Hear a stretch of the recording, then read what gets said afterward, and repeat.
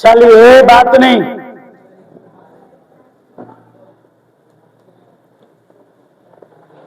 आज का हम लोग का चैप्टर कौन सा है?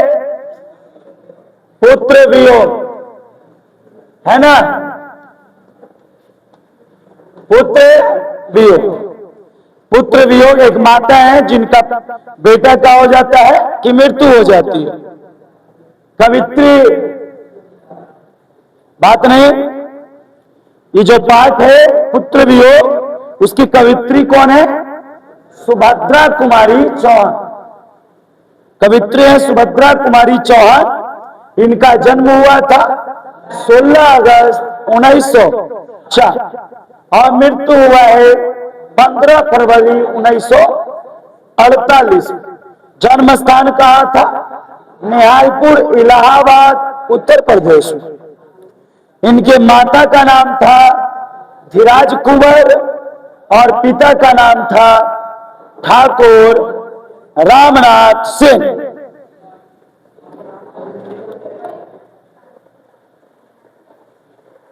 इसके बाद देखिए, देखो इनकी जो प्रारंभिक शिक्षा हुई थी क्रॉसवेट गर्ल्स स्कूल इलाहाबाद में। कहां में? इलाहाबाद में हुआ था। और ये खास बात है, इसी स्कूल में इनके साथ जो एक इनका दोस्त पढ़ती थी जिनका नाम था महादेवी वर्मा, वो सुभद्रा कुमारी चौहान जी के साथ ही पढ़ते थे और ये भी एक प्रसिद्ध कवित्री।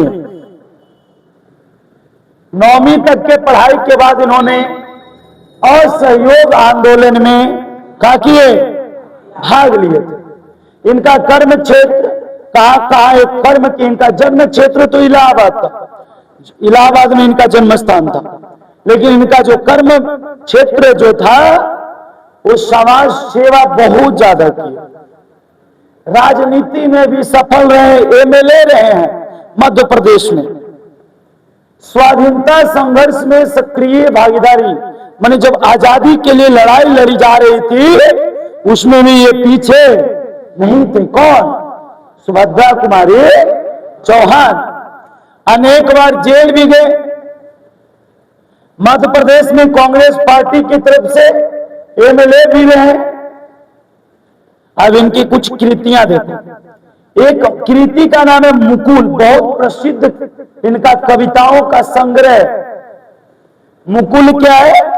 कविताओं का संग्रह। कब प्रकाशित हुआ? 1930।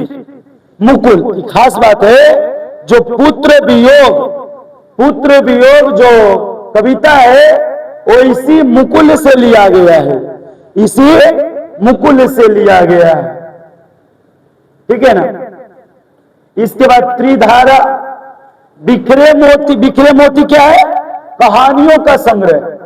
कहानियों का संग्रह। सभा का खेल, ये भी कहानी का संग्रह। ये सबका लेखक कौन है? लेखक कौन है? सुभद्रा कुमारी चौहान है। आगे यदि देखिएगा, मुकुल के लिए इन्हें 1930 में हिंदी साहित्य में शेक्सपियर पुरस्कार भी दिया गया है। प्रस्तुत कविता कहां से ली गई है? मुकुल से। मुकुल क्या है? कविताओं का संग्रह।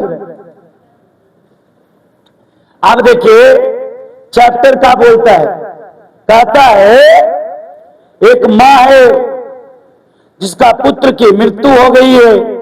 तो पहले कविता को देखिए। कहता है आज दिशाएं भी हंसती है, आज दिशाएं भी हंसती है उल्लास विश्व पर छाया, है उल्लास विश्व पर छाया।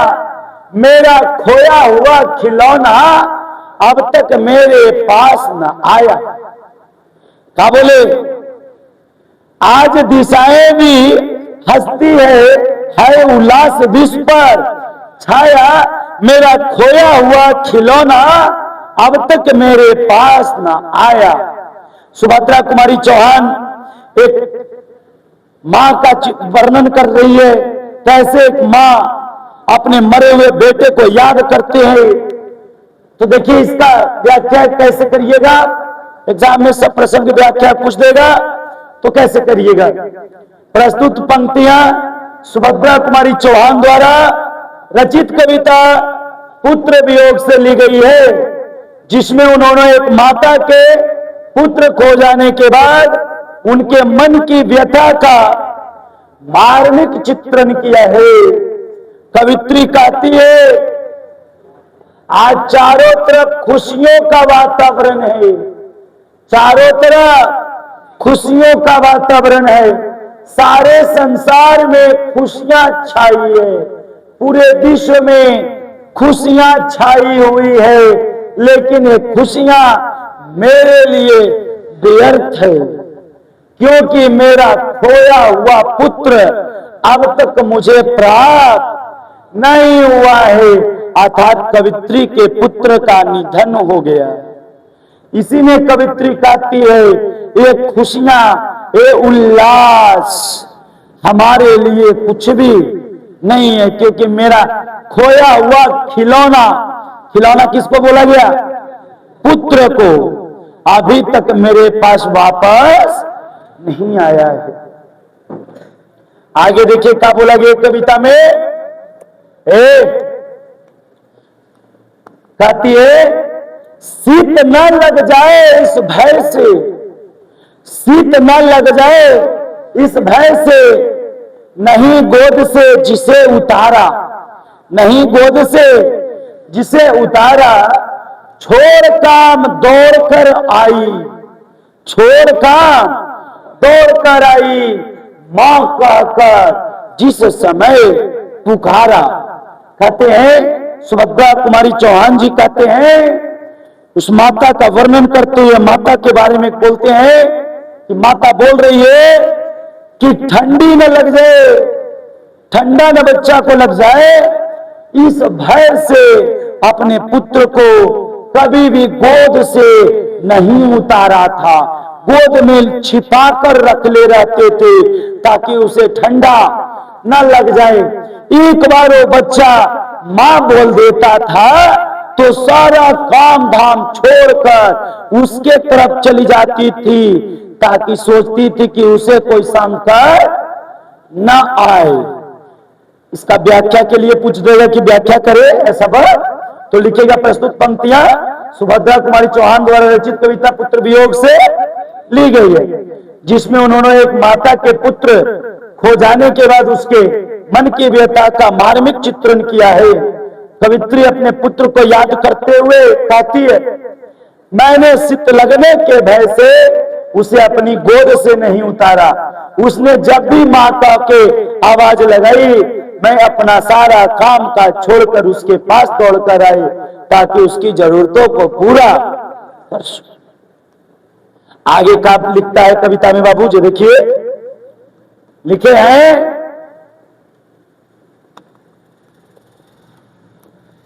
लिखे हैं कुछ, थपकी दे दे जिसे सुलाया, थपकी मने सोने के बाद उसे करते हैं, थपकी दे दे जिसे सुलाया, जिसके लिए लोरियां गाई, जिसके मुंह पर जरा मलिनता, मलिनता मने उदास, उदासीनता, उदास है ना, देख आंखें रात बिताई। कहते हैं थपकी दे दे जिसे सुलाया, जिसके लिए लोरियां गाई, जिसके मुंह पर जरा मलिनता, देख आंखों में रात बिताई। सुभद्रा कुमारी चौहान लेखिका जो है, कवित्री हैं, वो माता के मन के भाव को प्रकट करते हुए कहते हैं कि मां सोच रही है कि जो बच्चा को, जो पुत्र को थपकी दे दे करके क्या किए, सुलाए थे, जिसके लिए लोरियां गाए थे, जिसके चेहरा पर थोड़ा सा उदासी देखते थे, तो रात भर आंख खोलकर उसका ख्याल रखा करते थे, वो बेटा ऐसा गया कि अभी तक वापस नहीं आया है। एक मां सोचती है ऐसा, मां के बारे में वर्णन किए हैं ऐसा। व्याख्या के लिए पूछेगा तो कैसे लिखेगा? प्रस्तुत पंक्तियां सुभद्रा कुमारी चौहान द्वारा रचित कविता पुत्र वियोग से ली गई है, जिसमें उन्होंने एक माता के पुत्र खो जाने के बाद उसके मन की व्यथा का मार्मिक चित्रण किया है। कवित्री अपने पुत्र को याद करते हुए कहती है कि मैंने जिसके हर एक सुख का ध्यान रखा, जिसे थपकी देकर सुलाया, जिसे थपकी देकर क्या किया? सुलाया, जिसके लिए लोरियां गाई, उसके चेहरे पर छाई उदासी को महसूस करके जिसका रात भर जाग कर ख्याल रख, ओ बेटा मुझसे छीन गए, वो बेटा चला गया, वो अब लौट कर नहीं आएगा। आगे कविता में लिखा गया है, जो सुनिएगा, जिसके लिए भूल अपनापन, जिसके लिए भूल अपनापन पत्थर को भी देव बनाया, कहीं नारियल कहीं दूध कहीं बतासा, कहीं चढ़ाकर शीश नवाया, वो कोई काम ना आ सका। जिसके लिए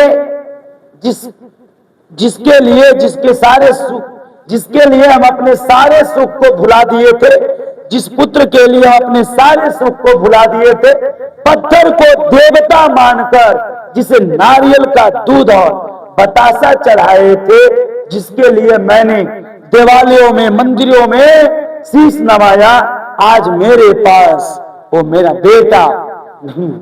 उसके लिए हम इतना कुछ किए थे, लेकिन आज वो मेरा बेटा मेरे पास नहीं और मुझे छोड़कर चला गया, अर्थात उसका क्या हो गया?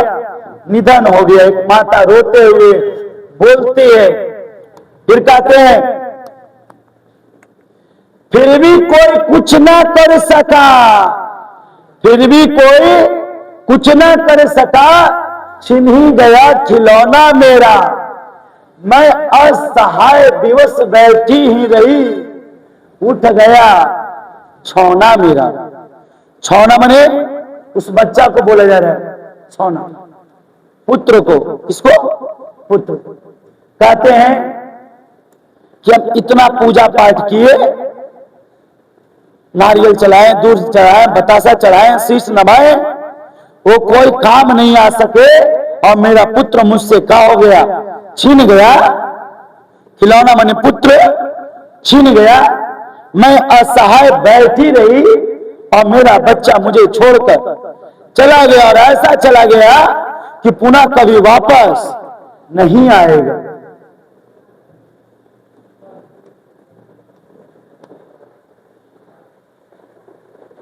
आगे क्या बोला है सुनिएगा, तड़प रहे हैं विकल प्राण, तड़प रहे हैं विकल प्राण, मुझको पलभर शांति नहीं, वह खोया धन पा न सकूंगी, इसमें कोई भ्रांति नहीं।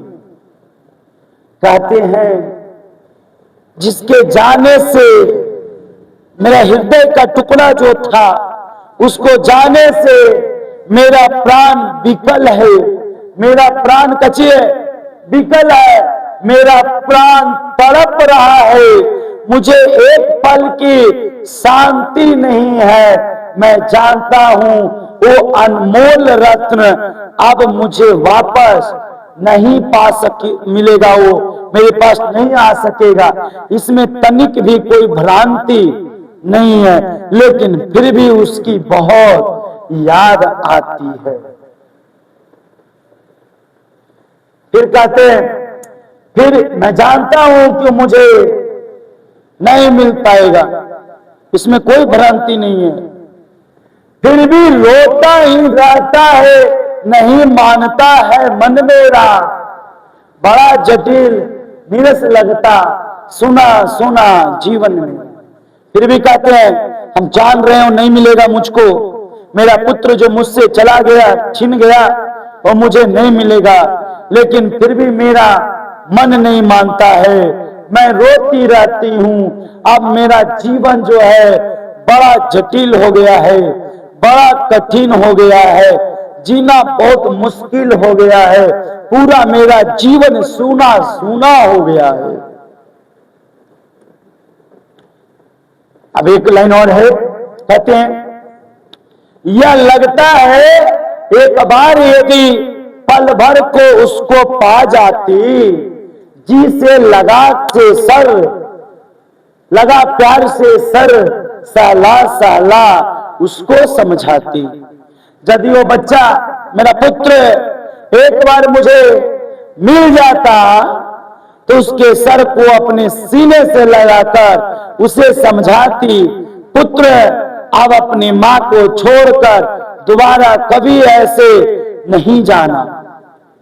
ऐसा बोलते हैं, मां का वर्णन है। क्या कहते हैं, जो देखिए यदि मैं अपने पुत्र को एक पल के लिए भी पा लेती तो उसे जी भरकर प्यार करती और उसे समझाती कि वह अपनी मां को यूं छोड़कर न जाया करे, लेकिन अब उसको पाना संभव नहीं है।